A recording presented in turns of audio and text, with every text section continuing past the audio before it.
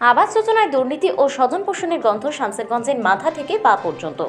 এবার বোগদাননগর পঞ্চায়েতের প্রধানের বাবা কাকাদের বাড়ির নামের তালিকা সোশ্যাল মিডিয়ায় পোস্ট ঘিরে শোরগোলের সৃষ্টি হয়েছে শামসেরগঞ্জে।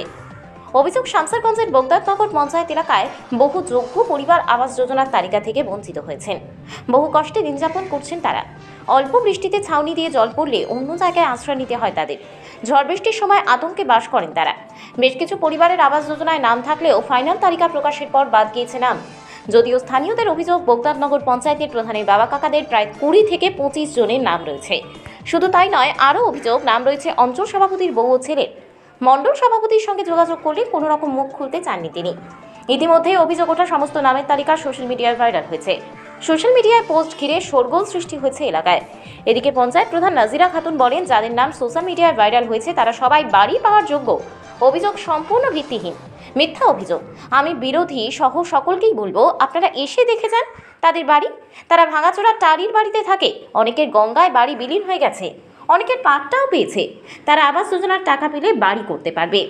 যদিও স্থানীয় আবাস যোজনা থেকে বঞ্চিতদের অভিযোগ, পঞ্চায়েত প্রধানের আত্মীয়দের যাদের আবাস যোজনার তালিকায় নাম এসেছে, একাংশের পরিবারের পাকা বাড়ি ও দোতলা বাড়ি রয়েছে। আরও কি বলছেন আবাস যোজনা থেকে বঞ্চিত পরিবারের সদস্যরা ও পঞ্চায়েত প্রধান নাজিরা খাতুন, শুনুন। নাম এসছে আর যেগুলো পাবে ওগুলো সব বন্ধ আছে। প্রধানের ঘরের নাম, আমার নাম বাদ চলে গেছে। আমি পাওয়ার যোগ্য আছি, আমি পাবো না। যারা পাওয়ার যোগ্য হলে ওরা পাচ্ছে। কি কারণে হচ্ছে কই চাই মেম্বার প্রধানের ভাইয়ের নাম আছে, আমার ভাইয়ের নাম নেই। আমার ভাই যোগ্য আছে দিয়ে পাই না। আমরা কেন পাই না এটা জবাব চাই। পঞ্চায়েত বোগদাননগর পঞ্চায়েত খেরতলা মোহাম্মদ রাজেশ। আমার ঘরের নাম এসছে। আমার স্বামীটা 12 মাস বিদেশ থাকে। আমার 10টা ছেলে পেলে নিয়ে আমি কোনদিন বাড়িতে খেয়ে কোনদিন না খেয়ে থাকি। কোন আমি গরমে যাই তো নামটাকে কেন কাটলে? প্রধান কেটেছে তোলা কেন কাটলো সেটা মেম্বারেরা জানে।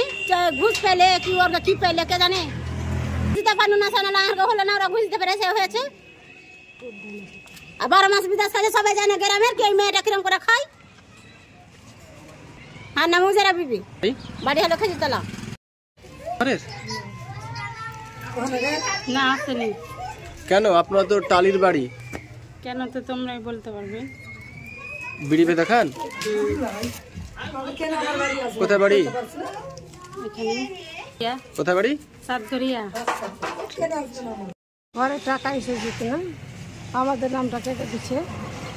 তো আমাদের নামটা কেটে দিচ্ছে। তো আমার 5টা ছেলে পিলা আছে কিনা, টাটির বাড়িতে ছবি তুলেছে 5 বছর আগে, সে বাড়িটা কেটে দিচ্ছে।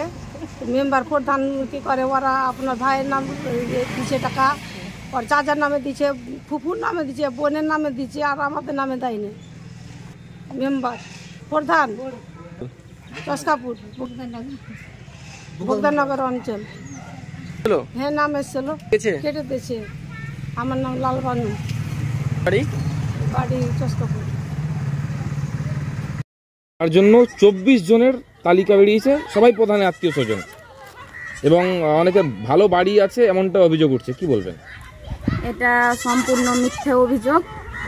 এটা বাড়িগুলো যে নামগুলো লিস্টে এসেছে সেগুলো হচ্ছে গঙ্গায় তলিয়ে যাওয়া বাড়ি, তার লিস্টে নাম এসেছে এবং যে কোনো দল এসে দেখে যেতে পারে যে তারা কোথায় বাস করছে, কিসের বাড়ি আছে। এই যে 2তলা 3তলা বাড়ি এইভাবে যে ইয়াতে ফেসবুকে ছাড়া হয়েছে, এটা সম্পূর্ণ মিথ্যে। যে কোনো দলের লোক এসে দেখে যেতে পারে তারা কোথায় বাস করছে। সম্পূর্ণ এই অভিযোগটা মিথ্যে। না, এটা তো অভিযোগটাই তো মিথ্যে। এটা তো যে কোনো দলের লোক এসে দেখে যাক না, তারা কোথায় বাস করছে, তাদের বাড়ি আছে কি না, তারা কোন জায়গায় থাকছে, তাদের 2তলা বাড়ি আছে কি না, এটা দেখে যাক। এটা সম্পূর্ণ তো মিথ্যে। ওরা বিরোধীরা এটা রটাচ্ছে। প্রধান বলে কি তাদের চাস্ত ভাইরাকে দিতে পারবে? আর প্রধান বলে কি পাবে না নাকি? তারা গঙ্গায় যে তলিয়ে গেছে তারা কি পাবে না? তারা তো পাট্টা পেয়েছে, কিন্তু এখনো বাড়ির টাকাটা পায়নি, তার জন্য এই লিস্টে নামটা আছে। তো প্রধানের কাকা তো ভাই, তার জন্য কি পাবে না নাকি তারা? আপনার নাম? আমার নাম নাজমিরা খাতুন, আমি বোগদাননগর অঞ্চলের প্রধান।